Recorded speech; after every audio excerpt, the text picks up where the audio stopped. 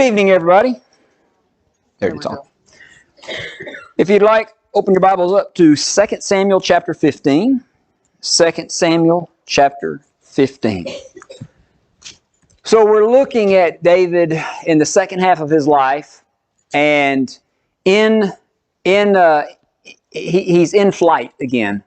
Someone is pursuing him once again. This is familiar territory for David, and but this time it's his own family that's seeking his life. Absalom has raised a conspiracy against him, and so I think we ended with verse 12 last time. So Absalom is down in Hebron, and he's collected a group down there together, some innocently, some that have sided with him, but he sent spies throughout the land, and the trumpet was to blow, and everybody was to declare, all the spies were to declare that Absalom was king, and he felt like he had enough support to pull this off.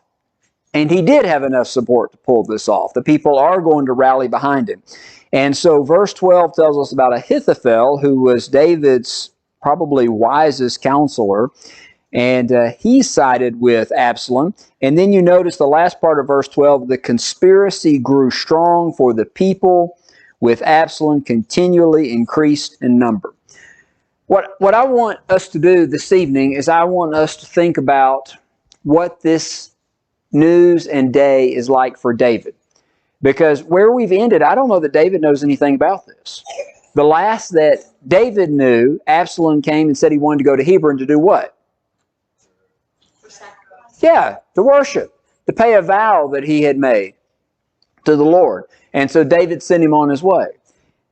The very next verse, David's going to find out this news. And so I just want us to think about, as we go through the text tonight, think about how David is processing this, what this must be like, and just as the news is coming in, what he's thinking. We may know a little bit more than David would know about a few things. And so he's trying to process this all on the fly, and I want you to kind of think about his emotions through this, because I think there's some lessons to learn from that as we go through, because I think there'll be times where we're receiving information like that, and how are we going to handle that? How are we going to process that? So I think that'll be helpful as we go. Anything before we get started? Okay. So verse 13. And the messenger came to David, saying, the hearts of the men of Israel are with Absalom. How has David been in the hearts of the people most of his life? Yes, the people have been very happy with him, singing his praises on many times. Hey, can you think of a time when David was not popular?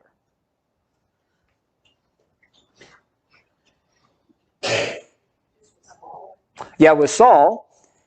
The only time that I can think of that David wasn't popular with his own people was when the city of Ziklag was raided, and all of their wives and children and possessions were taken, and they were so disheartened by that they were ready to stone David, even though David wasn't to blame. And he rallied them on that occasion and went after the raiders, and they brought everything back, and David was in favor again. But other than that, David has never been out of favor with his own people. He's always been well received and well respected. So really, on a large scale, this is the first time ever in his life that, for the most part, people have turned against him. And in that, I mean, he's had individuals turn against him, but I'm talking about just on a big scale. It's probably the first time in his life that he's not been a man of action as well. That's true. I think that's true. But trying to process that information, that these people who have always been supportive of me and always, been favorable towards me, their heart is now with the person trying to kill me. Well, David's not young and exciting anymore. Absalom is really playing that role now. He's the young, good-looking, exciting, up-and-comer. Yep. And David's kind of the old hand at this point in time. So, yeah, it's a reversal of roles for him. Yes. So, David, I will say this. David is at his finest when his back's against the wall. He really is, because he depends heavily upon the Lord, and he is decisive and a man of action. And here he jumps into action. David says to all of his servants who are with him in Jerusalem, "Arise and let us flee, or else we shall not escape from Absalom. Make haste to depart, lest he overtake us suddenly and bring disaster upon us and strike the city with the edge of the sword." Now, when a king is being assaulted, particularly from outside, what is the course of action normally? That's exactly right. The very reason that they build fortified cities is so they can hold up in them and outlast whatever attacks may be coming. But David does the exact opposite here. He says, let's get out of the city before a besiegement even comes. Why do you think that'd be the case? Spare his servants. I think that's exactly right. And the people. And the people. I think David is saying, look, this city, the city where God's name is going to dwell, I think he already has in mind, the idea of the ark has been brought there. The temple is going to be set up there one day. Don't let this be the place that comes under siege. I'll leave. I'll get out of here. And he does. And so he escapes with his family and his loyal servants. And we'll talk some more about that. You notice the response of those who were loyal to him in verse 15. The king's servant said to the king, "We are your servants, ready to do whatever my lord the king commands." And so the king went out and his household after him.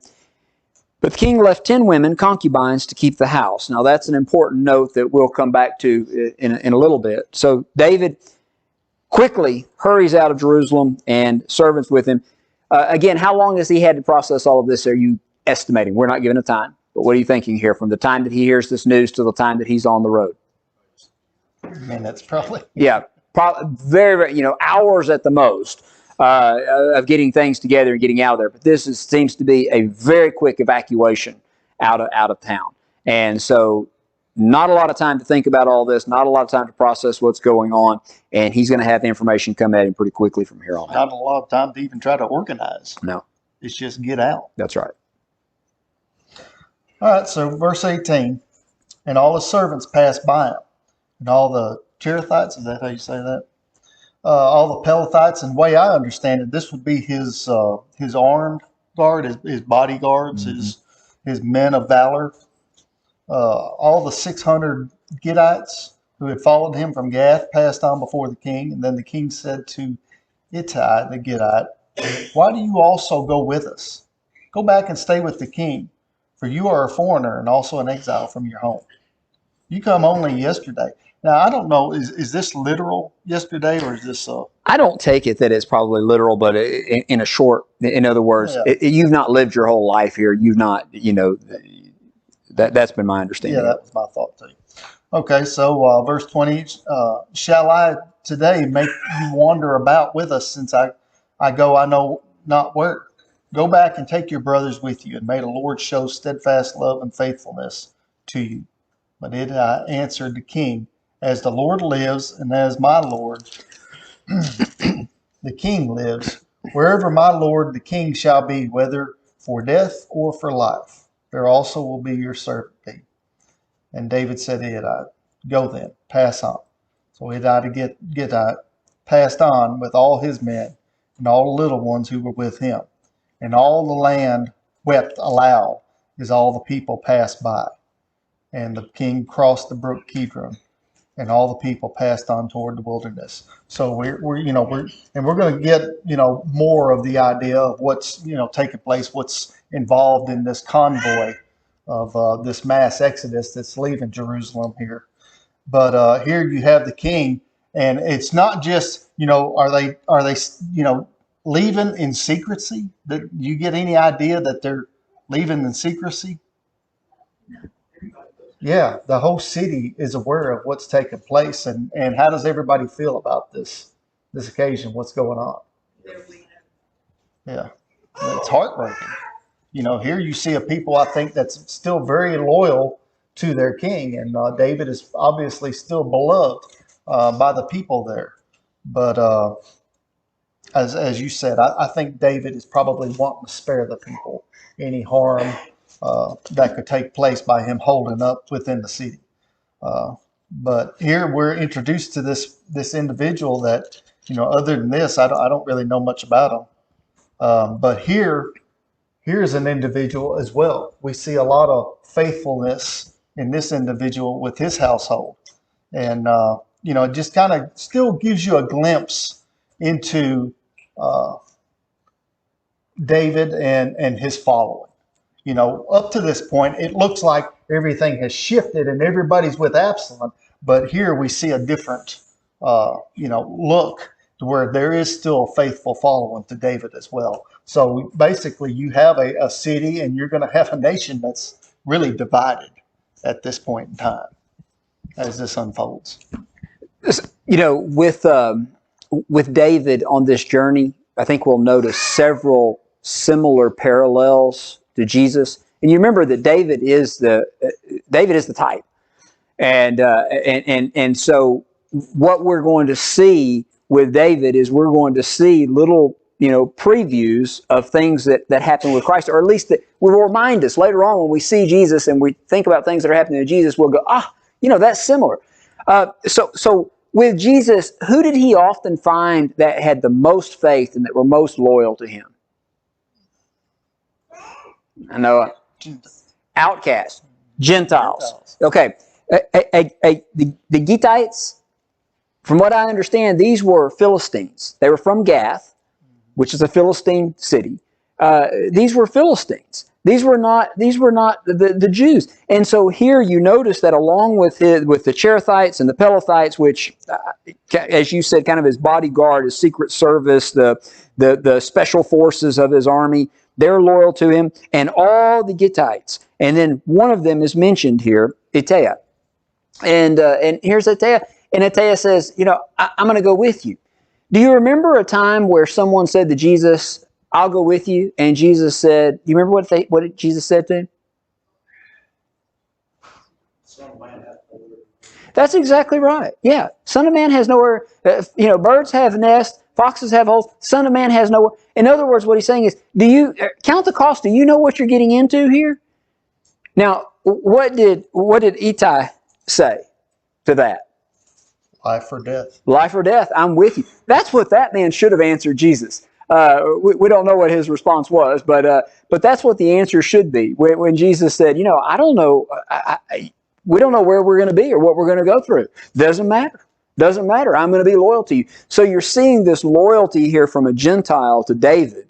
And you'll just kind of see parallels of that with Jesus. Jesus would talk about, I'll tell you, I haven't seen such faith among the Jews in this. And so we'll see some similarities like that. But this is an interesting interaction here, because the one that you would expect to be most loyal to him, his own son, is not.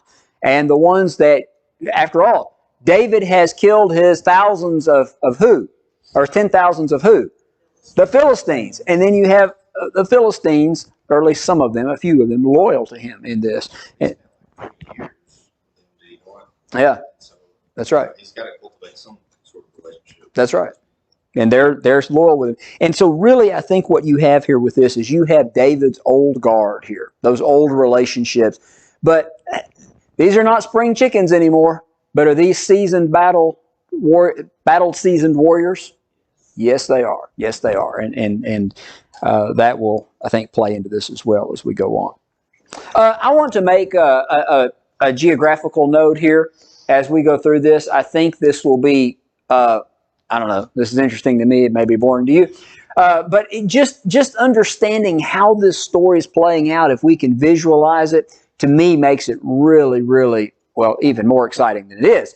Because what do you have? This is the ancient city of David. If you go to Jerusalem today, the Temple Mount would be right up here. That wasn't in place in the time of David. You've got the Kidron Valley right here, the brook Kidron that runs through here, the Valley of Hinnom that runs right down here. And Hebron would be south of this. So when Absalom comes, Absalom is going to be coming up from the south, from Hebron. And David now is escaping, and it mentions, I think we saw there, let me find a place here, in verse 23, all the country wept with a loud voice, and the people crossed over, and the people himself crossed over the brook Kidron.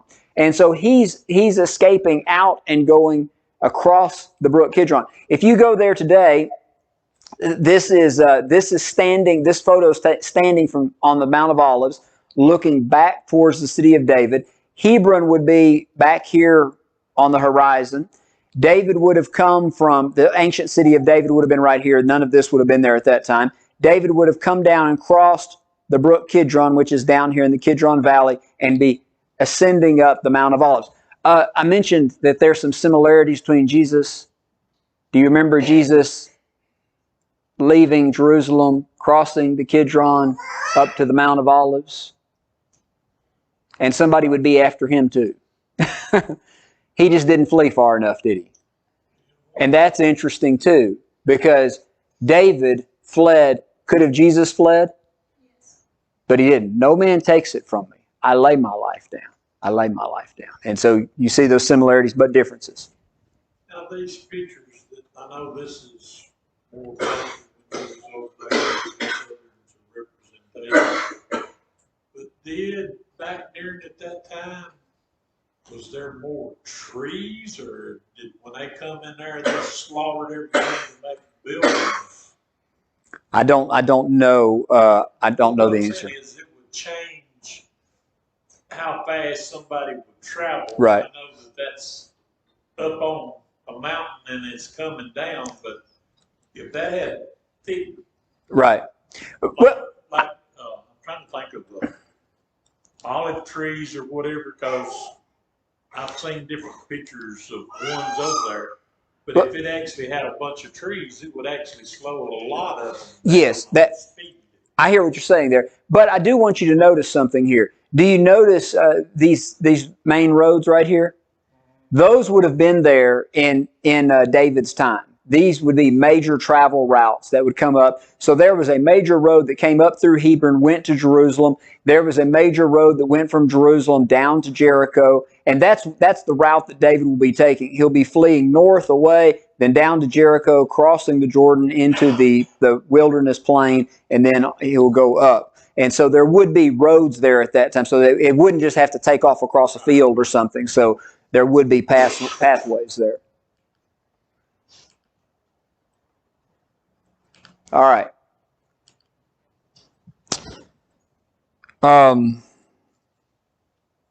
Where are we at? Verse 24? There was Zadok also with the Levites with him, bearing the Ark of the Covenant. And they set the Ark of the Covenant, and Abiathar went up until all the people had finished crossing over the city. So they're bringing the Ark of the Covenant. Remember, David's the one that brought the Ark to Jerusalem. And now the priests are coming out. And so why would the priest go with David? He's the Lord's anointed. And so you would expect the priest to go with him. And they're taking the ark with him. But notice what David says here. David says, the king says to Zadok, carry the ark back to the city. If I find favor in the eyes of the Lord, he will bring me back and show me both it and his habitation. But if he says, I have no delight in you, here I am, let him do to me as seems good to him. This, I think, is significant in David's character. David was a man after God's own heart. Let me ask you this. All this that's happening to David, can he bear any of the responsibility for this? Any of the blame for this? In other words, could he say, I deserve this? Yes, absolutely. Absolutely he could. And so there are going to be times where the world seems to be falling in on you, and all of us could say, I deserve this, because all of us have sinned. At the same time, so I think there's two different ways that are bad to respond to that. One is why is this happening to me? And we get defensive and angry, and we're mad at God, and we're mad at the world about it. All right, that's not good. The other is we could just fall into depression and say, well, I just deserve this. And okay, maybe we do deserve it. But it doesn't help to be depressed about it. What David does, I think, is a healthy attitude with it. And that is, okay, it is what it is, and I'm depending upon the Lord to do whatever's best in this situation. If he delights in me, he can spare me from this. If he doesn't, then it's his right to do whatever he wants to do with me. And we're going to look at some Psalms here in a little bit, Lord willing. And but that attitude, I believe, is a healthy attitude here. And his view towards the ark, I believe, is healthy as well. Do you remember when the Philistines came out to attack during the days of Eli? And the Israelites lost the first battle to the Philistines. What did they decide to do? We're going to get the ark. Why? That's right. It'll be a lucky charm. It'll be, a magic fix to our problem here. Did David take that view of the ark? No. He respected it as the mercy seat of God, but he did not see the need to carry it around as a lucky charm. And so send it back. If the Lord delights in me, He'll bring me back and let me see it. And also, I think David realizes that his plan, and the Lord seemed to confirm this plan, was for the ark to dwell in Jerusalem, for that to be the place where God's name dwells. And so let that stay there. Whatever God does with me, let that stay there. And I think, too, that David also had a different reality than anybody else, being that when he was a young man tending the sheep, that when things attacked him, God was with him, and the Ark of the Covenant was not with him, but God was. And I think that he also knew that the place of the Ark of the Covenant needed to be back in Jerusalem. And it don't matter where the Ark of the Covenant is, if God's with you don't have to have the Ark for Him to be with you. that's right. That's right. I think he realized that, even though all the other kings didn't. I think you're right. Abiathar and Zadok, are they serving as high priest here? It seems to be. It seems to be. Is this the first time we've seen that sort of thing? I think so. I think it is. And I think the reason that you have that, and somebody last quarter may be able to help out if you remember, because y'all may have discussed this last quarter. So you've got, help me out because I'm going to be fuzzy on this. Zadok was the priest that would have been serving as high priest under Saul, but Abiathar was the one who escaped and came to David with the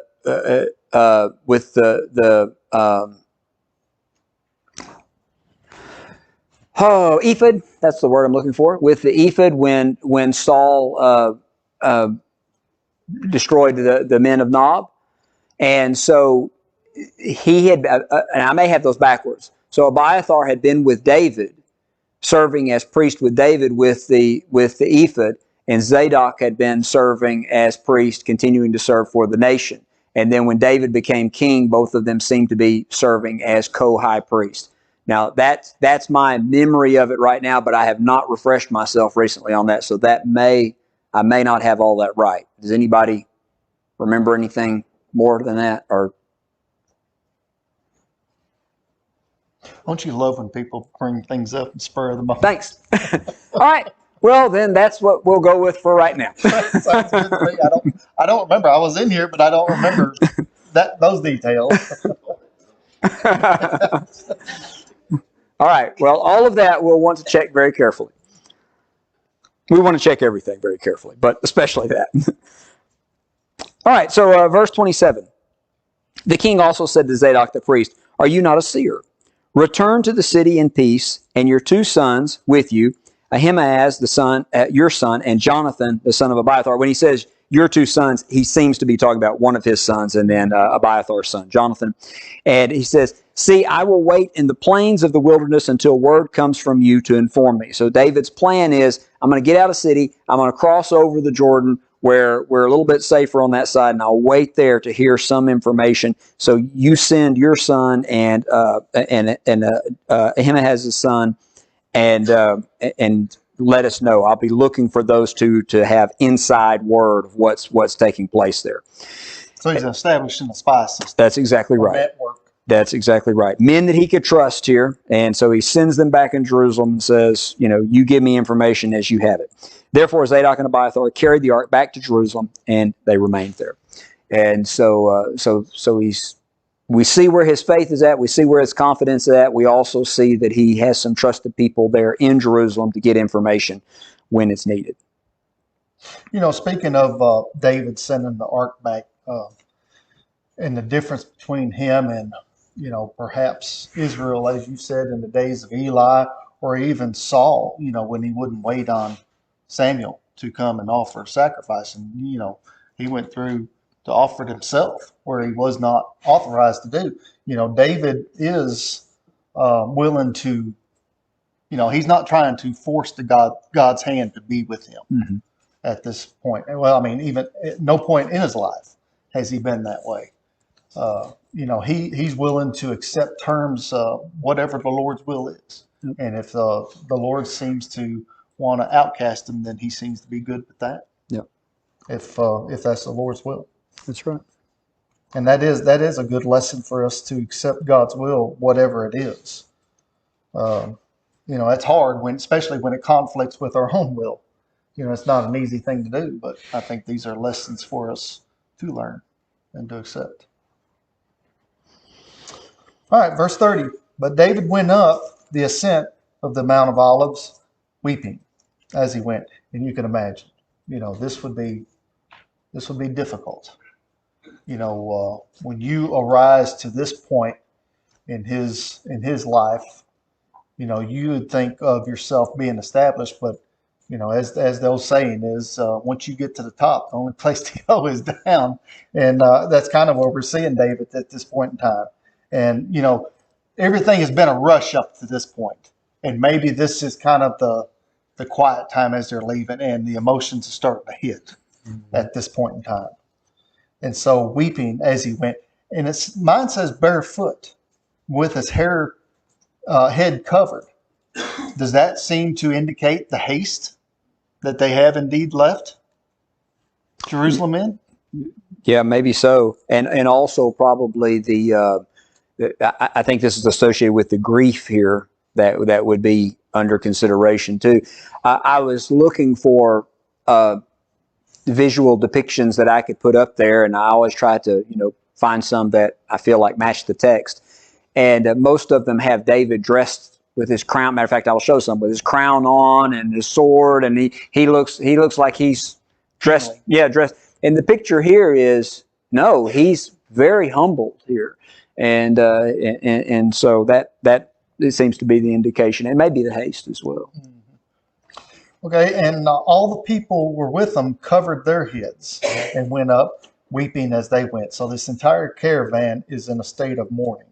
Verse 31, and as it was told David, as if the news hasn't been bad enough, now he gets word Ahithophel is among the conspirators with Absalom.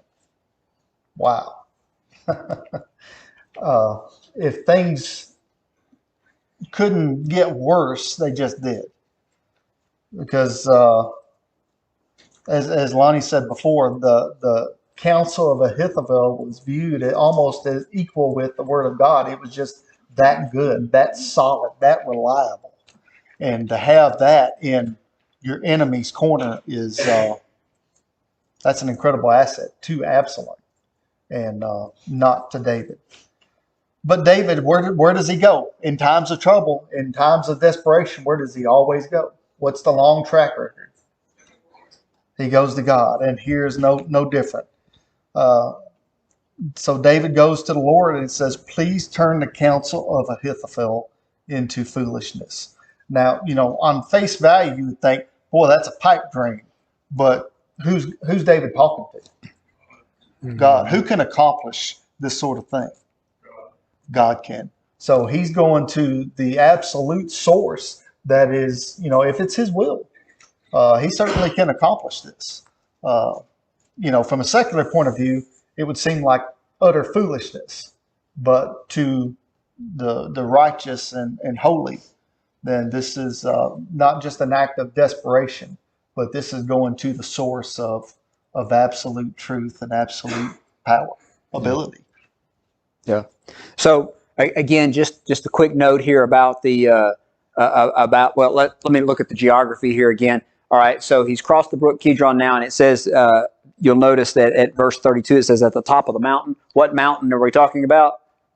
The Mount of Olives. And so if you're looking from Jerusalem and you're looking across the Kidron Valley, he would have gone up to the top of the Mount of Olives right over here. And so when Jesus was on the Mount of Olives, what news did he receive about a friend? Would you betray Son of Man with a kiss? Judas? And see the similarity there again? So same place, they both find out. Of course, Jesus knew beforehand, but yeah, the one who was my counselor, who was with me, who we ate together and we planned together and those type of things. You're betraying me. You're betraying me. And so David finds that out on the Mount of Olives there as well. And I think that Ahithophel was more than just, a wise person that David called in from time to time. I think that he was probably a friend, and I think David may write about that a little bit later, and we'll look at that. So, yeah, the news is terrible. The news is terrible. And he prays, God, do something, turn Ahithophel's counsel into foolishness. And then, verse 32, it happened when David got to the top of the mountain where he worshiped God. Notice that. And you look at his priorities here. Sometimes when we get stressed out, I don't know, not everybody, it's interesting how people respond differently to different things. Stress tends to make me preoccupied with things where I don't tend to pray like I need to, which is not good. That's not good. Many people, stress and fear and those type of things turn them to God very quickly. To me, I tend to get distracted from that. David doesn't get distracted from that. And so he worships God. And then he had just prayed for help with Ahithophel, and it was that Hushai, the Archite, comes to meet him with his robe torn and dust on his head. In other words, he's upset. And he is also a counselor of David and a close friend. And David said to him, if you go with me, you'll become a burden to me. But if you return to the city and say to Absalom, I will be your servant, O king, just as I have been your father's servant previously. So I will now also be your servant. Then you may defeat the counsel of Ahithophel for me.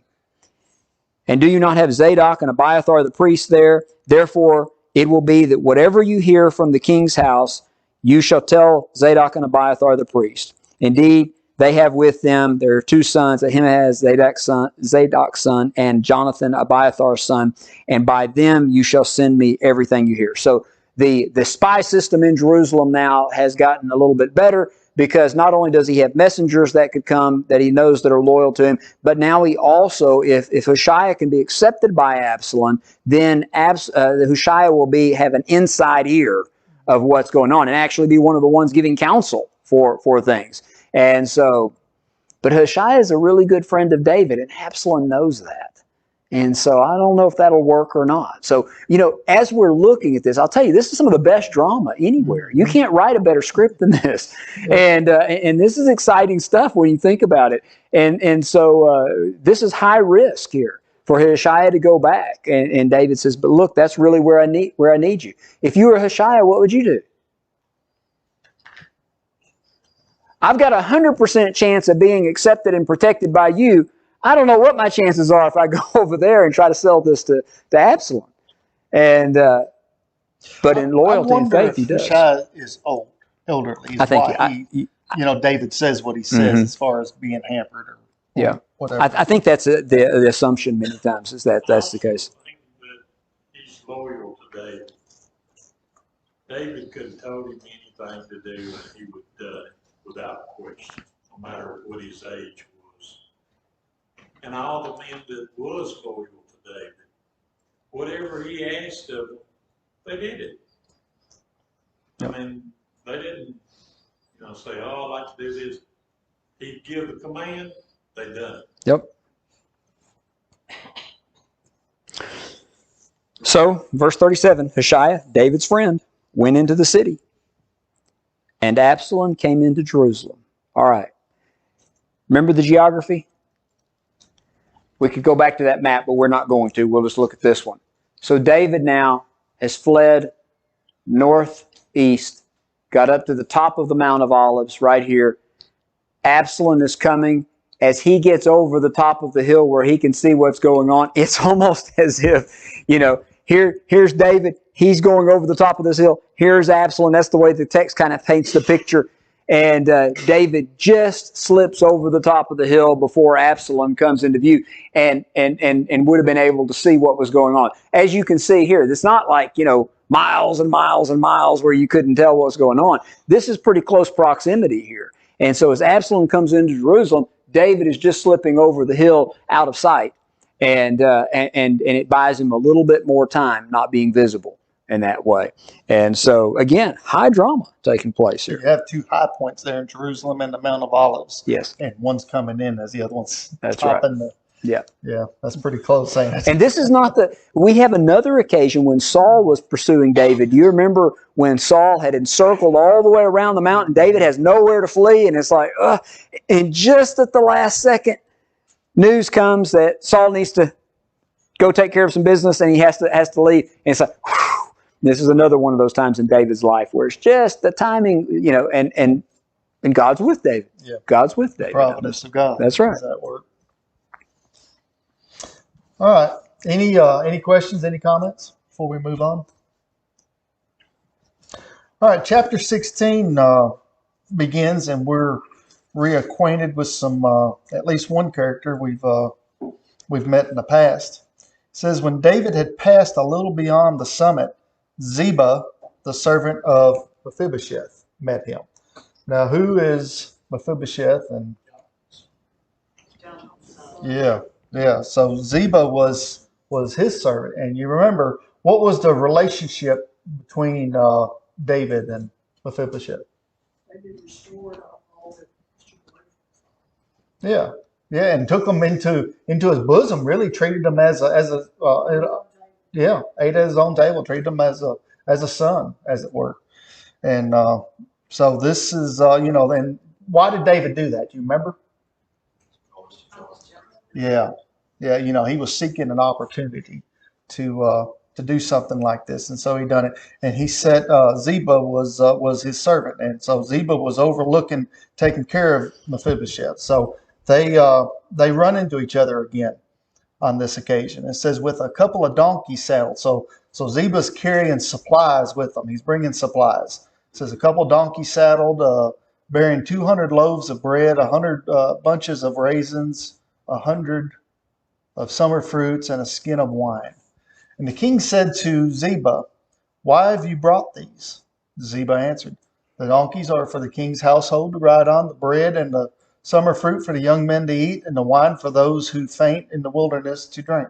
So, Ziba's come bearing gifts, and it's a great opportunity. It's a great time for him to be bringing gifts. Of course, it's puzzling, what's taking place here. And even as we go through this, we're going to have one side of the story, but in your own experience, what have you learned? There's always two sides to a story, is there not? We're going to hear one side on this occasion. So, verse 3 says, "And the king said, 'Where is your master's son?'" So who's he talking about? Yeah. Ziba said to the king, "Behold, he remains in Jerusalem, for he said, 'Today the house of Israel will give me back the kingdom of my father.'" So what does this sound like? Yeah. It makes it sound as if Mephibosheth is an opportunist, and he's going to use this situation to try to benefit himself, seeking to benefit himself. So, I mean, it kind of makes him look like a betrayer of David. Well, this is Ziba's story. Yeah, this is Ziba's story. No, Ziba is bearing this gifts on his own behalf. When you said that, I thought it was Well, Yeah. the way I understood it, and I might be wrong, is Ziba was over all of Mephibosheth's stuff. Mephibosheth was with David's house. And whether or not he kind of went back and forth between the two, I'm unsure. That was my understanding of it, is this is Mephibosheth's, but Ziba is over his estate, kind of. Yeah, he was the overseer. He took care of, had the servants take care of the fields to grow grain and supplies and everything for Mephibosheth. But at the same time, Mephibosheth was, he was part of David's table, special honored guest, is what he was. So on this occasion, Ziba comes bearing news that basically Mephibosheth has deflected. He's playing the role of a betrayer on this occasion and is seeking his own benefit, his own cause in this situation. But again, this is one side of the story. So always keep that in mind. But David says to him, "Behold, all that belonged to Mephibosheth is now yours." And Ziba said, "I pay homage. Let me ever find favor in your sight, my lord the king." So you think Ziba is getting what he was looking to get? You know, he's painting this picture like Mephibosheth is the opportunist in this great situation that's taking place. But as we're going to go throughout the story, we're going to see that the true opportunist is someone entirely different. But this is all that David. Go ahead. What? Didn't Ziba have it before Mephibosheth? Mm-hmm. Yeah. So he's getting it back, right? Yeah.